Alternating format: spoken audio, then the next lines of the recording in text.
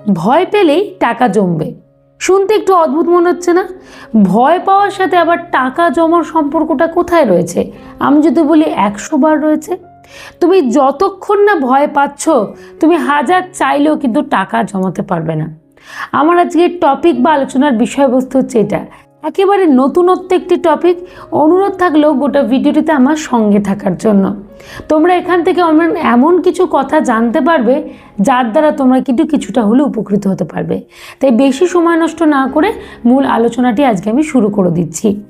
প্রথম পয়েন্টটার কথা বলবো, হেলথ ইস্যু। এই হেলথ ইস্যুর মধ্যে পার্টিকুলারলি দুটো পয়েন্টকে আমি ভাগ করেছি। হেলথ ইস্যুর মধ্যে যে প্রথম পয়েন্ট বা সাব পয়েন্ট যাই বলো না কেন, সেটাই বলি, টাকার চক্র। আমরা কি করি? আমরা সবসময়তে ভেবে থাকি না আমাদেরকে রোজগার করতে হবে। প্রথমে রোজগার আসে, তারপরে টাকা সঞ্চয় হচ্ছে, এদিকে টাকা খরচ হচ্ছে। দেখো, এই চক্রের মধ্যে আমরা কেমন যেন আবর্তিত হয়ে যাচ্ছি। রোজগার করছি, সঞ্চয় করছি, খরচ করছি, রোজগার করছি, সঞ্চয় করছি আর খরচ করছি, এই কাজটাই করে যাচ্ছি। এক সময় আমরা মনে করি আমাদেরকে অনেক টাকা রোজগার করতে হবে। আর অনেক টাকা রোজগার করার চক্করে পড়ে অনেক মানুষ আছে যারা ওভার টাইম পর্যন্ত করছে। মানে দিন রাত সে বাড়িতে আসে না, নিজের প্রতি তার কোনো যত্ন নেই, শুধুমাত্র রোজগার করতে হচ্ছে, কারণ ভবিষ্যৎটা যাতে আমরা সুন্দর করে কাটাতে পারি। কিন্তু আজকে তোমাদেরকে আমি একটা তেতো বাস্তব কথা বলবো। এই যে তুমি রোজগার করছো, এত খাটছো, এত কিছু করছো, একটা সময়ের পর তুমি কি আদৌ সেটা ভোগ করতে পারবে? এই কথাটা কেন বললাম বলো তো?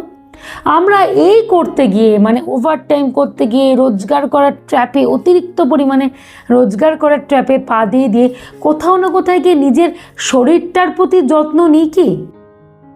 ওই জন্যই পয়েন্টটা করেছি হেলথ ইস্যু। আমরা একবারও কিন্তু শরীরটার কথা ভাবি না।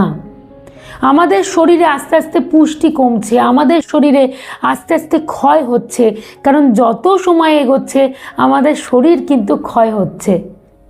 তুমি সেই শরীরটাকে আর কিন্তু ফিরে পাবে না। আজ থেকে 10 বছর আগের শরীর আর এট প্রেজেন্ট শরীরকে তুমি কিন্তু ফিরে পাবে না।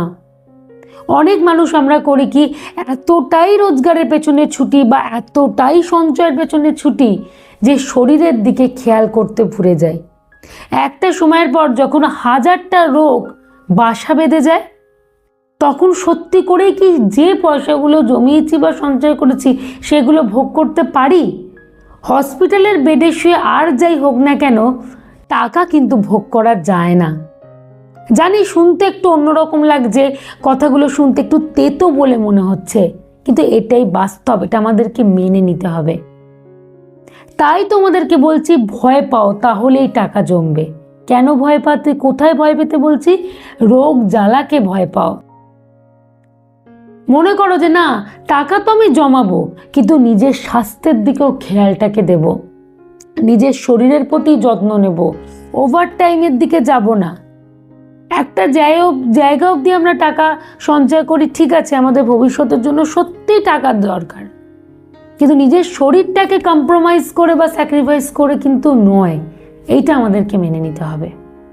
এটা তো একটা পয়েন্ট গেল, টাকার চক্র। এবার আরেকটি পয়েন্ট তোমাদের বলছি, টাকার অপব্যবহার। আমরা হাতে টাকা থাকলে টাকার অপব্যবহার করছি। কোন দিক দিয়ে তোমাদেরকে বলছি? এখনকার দিনে সব কিছুই যেন দুদিনের। অ্যাকচুয়ালি আমরা ট্রেন্ডিংয়ে গা ভাসিয়ে দিই, তো ওই জন্যই সব কিছু দুদিনের। কারোর দেখে জিম জয়েন করে নিলাম, কারোর দেখে একটা ডায়েটিশিয়ানকে হায়ার করে নিলাম, সেখান থেকে ডায়েট চার্ট নিচ্ছি, জিমে যাচ্ছি, সেই অনুযায়ী সব কিছু করছি। সেটাকে কন্টিনিউ করছে কি? বেশিরভাগ মানুষের ক্ষেত্রে দেখবে সেই সব কিছুই যেন ওই 5 মাস 6 মাসের জন্য, মেরে কেটে সেটা হয়তো বছরখানেক। এমন কিছু জিনিসকে চুজ করো যেটা তুমি আজীবন বজায় রাখতে পারবে। এমন কিছু করো না যেটা তোমার ওই 2-3 দিনের শুধু লোক দেখানো হয়ে থাকে। এই জিনিসটা কিন্তু ভুলেও করো না। আমরা এই কারণে টাকার অপব্যবহার করে ফেলছি। দরকার নেই তো করার। কে বলেছে শুধুমাত্র জিমে গেলেই আমরা সুস্থ থাকতে পারবো? শুধুমাত্র ডায়েটিশিয়ানকে হায়ার করলেই আমরা সুস্থ থাকতে পারবো? এমনটা তো কিছু কথা নয়। আমরা সাধারণভাবে সব কিছুকে মেনটেন করব। আমাদের শরীরটার দিকে যত্ন নিতে হবে, তো পুষ্টি সমৃদ্ধ খাবার খাবো, হালকা বাড়িতে কিছু ওয়ার্কআউট করব, হাঁটাহাঁটি করব প্রত্যেক দিন, অন্ততপক্ষে সপ্তাহে 5 দিন আমরা একটু হাঁটাহাঁটি রাখলাম, হালকা কিছু স্ট্রেচিং করলাম বাড়িতে, চিনি ময়দা একটু ফ্রাইড আইটেম বাইরের জাঙ্ক ফুড এগুলোকে অ্যাভয়েড করব, কার্বোহাইড্রেটকে একটু কম ইনটেক করব, প্রোটিনটাকে একটু বাড়াবো, লো ফ্যাটের ওপর থাকবো। এটা তো সাধারণ দিক, এইভাবেই থাকি না ঘরের সাধারণ দিককে মেনটেন করে, দেখবে আমরা ঠিক সুন্দরভাবে স্বাস্থ্যকে রাখতে পারবো, যত্নে রাখতে পারবো। আর যদি মনে করি যে না আমরা ডায়েটিশিয়ানকে হায়ার করব বা জিমে যাব, তাহলে সেটা সারা জীবনের জন্য করতে হবে, 2 দিনের জন্য না। ওই 1 বছর খুব সুন্দর স্ট্রিক্টলি মেনটেন করে তারপরে আবার সেই বস্তা পচা নিয়ম। দেখা গেল 1 বছর তুমি শরীরের তোমার সমস্ত সমস্যাকে কন্ট্রোলের মধ্যে নিয়ে এলে, আবার যে কি সেই সব কিছুকে বন্ধ করে দিয়ে আবার গতানুগতিক এক ধারাকে বয়ে চলছো, দেখবে 4 গুণ রোগ বাসা বেঁধে যাবে। অনেকেই দেখবে জিম মানে জয়েন করার পরে বন্ধ করে দিলে দেখবে ভীষণ পরিমাণে বাল্কি হয়ে যায়। কেন বলো তো? ওই যে কন্টিনিউ রাখতে পারে না, যে সমস্ত হ্যাবিটগুলো শুরু করেছিল সেগুলোকে পুরোপুরি আবার বাক্সবন্দি করে তুলে রেখে দেয়, আরও উল্টে কিন্তু শরীর খারাপ হয়ে যায়। ওই জন্যই বলছি ভয় পাও এইগুলোতে, ভয় না পেলে দেখবে টাকা জমবে না, টাকা বেরিয়ে যাবে হুড়ুর করে। আশা করি বুঝতে পারলে আমি কিভাবে জিনিসটা লিঙ্ক আপ করছি। খুব সাধারণ একটা লাইফস্টাইলের মধ্যে দিয়ে আমরা বিলং করব, সাধারণভাবে থাকবো, তাহলেই সব কিছু দেখবে ভালোভাবে চলবে। দ্বিতীয় পয়েন্ট, লোভ। এই আমাদের লোভ জিনিসটা না ভীষণ খারাপ। লোভ আমাদেরকে সর্বশান্ত পর্যন্ত করে দেয়। আমি আমার খুব কাছের ব্যক্তিদেরকে দেখেছি, তাদের একটা সময় প্রচুর প্রতিপত্তি ছিল, প্রচুর প্রতিপত্তি, বাড়িতে কি ছিল না, 4 চাকা থেকে শুরু করে A to Z জিনিসপত্র ছিল, তারা বছরে 2-3টে করে বড় বড় জায়গায় পর্যন্ত ট্যুর করতো। কিন্তু আজকের দিনে দাঁড়িয়ে তারা পুরোপুরি নিঃস্ব। কেন জানো? তাদের অতিরিক্ত লোভ। একটা শেষ হচ্ছে না আর একটা চাই, আর একটা শেষ হচ্ছে না আর একটা চাই, প্রত্যেকটা মুহূর্তে লোভ। আর মানুষকে ভীষণ দেখনদারি। সমাজের চোখে বাঁচতে গেলে আমাদেরকে লোক দেখিয়ে চলতে হবে, এই একটা মারাত্মক বাজে টেন্ডেন্সি। তো আমরা কি করি বলো তো? আমরা এইটাকে ভাবি না, এবারে ভয় পেতে হবে আমাদের লোভকে।